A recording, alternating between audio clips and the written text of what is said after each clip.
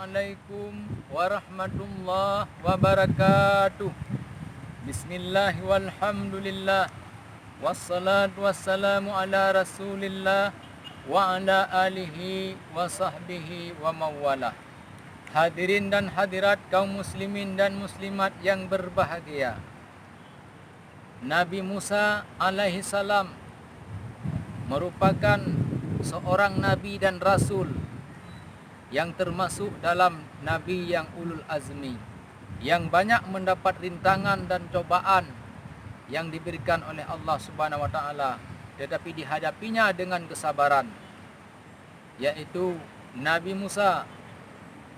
Dalam sejarah beliau dikejar-kejar oleh Raja Fir'aun.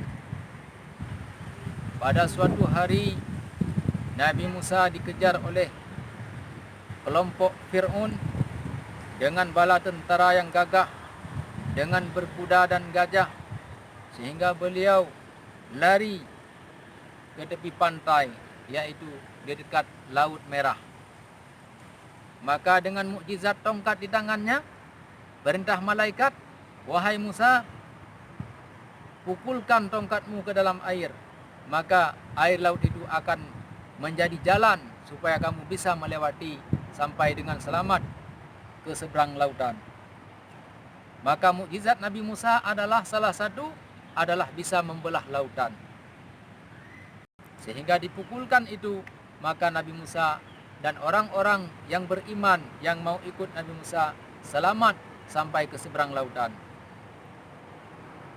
Dan orang-orang Fir'aun yang mengejar, maka dia pun segera menyusul masuk ke dalam jalan yang dibikin oleh Nabi Musa dengan tongkatnya.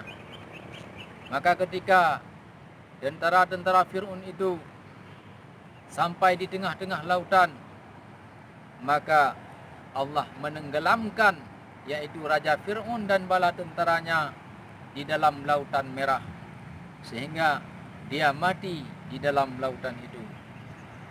Dan ketika dia hampir mati, dia sempat berkata, "Kalau begini lebih baik saya beriman kepada Tuhan Musa dan Harun."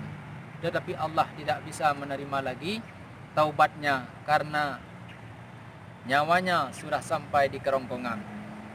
Karena apabila kita bertaubat kepada Allah, maka sebelum nyawa kita sampai di kerongkongan, Allah akan menerima taubat kita, bagaimanapun besarnya dosa yang kita lakukan. Begitu juga Fir'aun.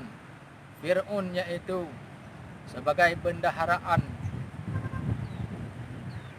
Begitu juga dengan Qarun sebagai bendaharaan Raja Fir'aun, juga dibinasakan oleh Allah beserta dengan harta kekayaan, harta karun yang dimilikinya.